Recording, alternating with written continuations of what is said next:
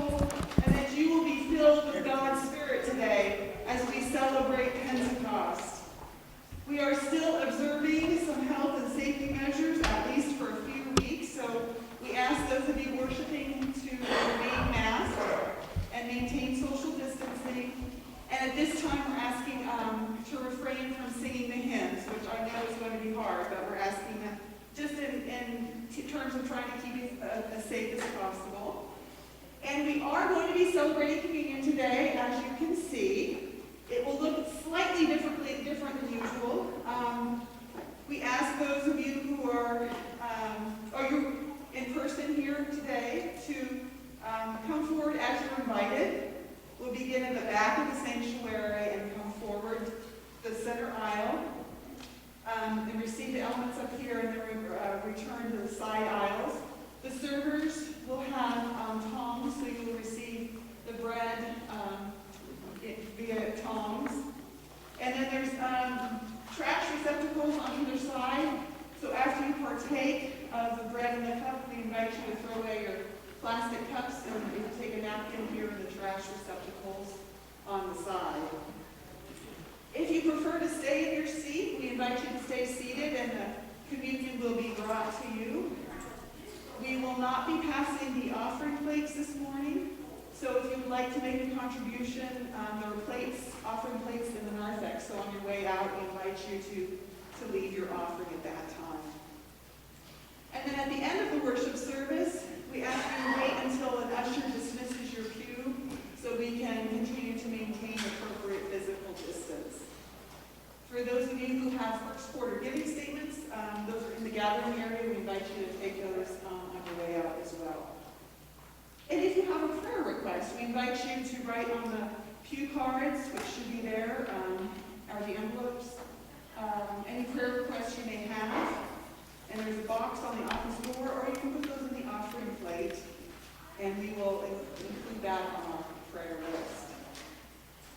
And finally, today is Pentecost, as I mentioned, and so we're going to receive our annual Pentecost offering.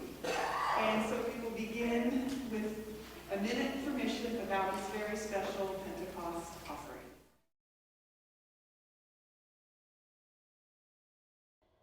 Just when most young people were beginning to imagine what non-traditional instruction might look like during COVID-19, Sammy Hun took things a big step farther. She moved to South Korea with her parents. When the 16-year-old's parents, the Reverends Myung-sung Martin Han and Jun Kim Han, accepted the call to serve as regional liaisons for East Asia in World Mission, Sammy left everything she knew in the U.S. behind. Church, school, her two older brothers, her friends. But the one thing she didn't leave behind was her deeply felt connectedness to her church. Sammy enjoyed developing, planning, and leading a worship service as a member of the youth group at New Goshen Presbyterian Church in Kentucky, where her father most recently served as transitional pastor before the family relocated to Seoul.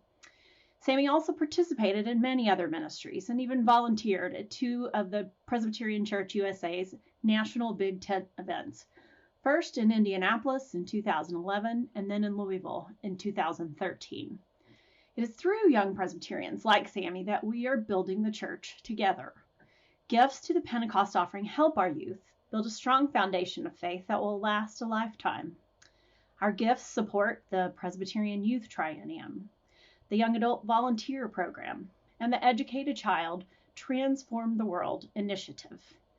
Sammy says she is already setting her sights on joining teams from all over the world who will attend the 2022 Youth Triennium.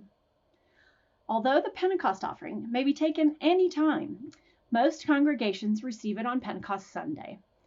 60% of the offering is used to support children at risk, youth, and young adults through ministries of the Presbyterian Mission Agency, while 40% of the offering is retained by your congregation for local ministries with youth and young adults. Supporting young Presbyterians like Sammy is what the Pentecost offering is really all about.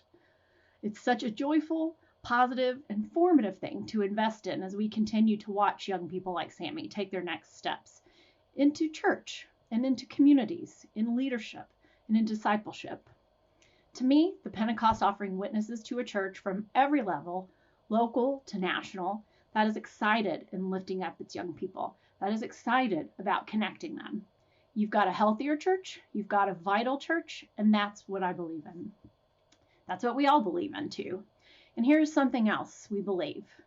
When we all do a little, it adds up to a lot. Please give generously to the Pentecost offering. Thank you.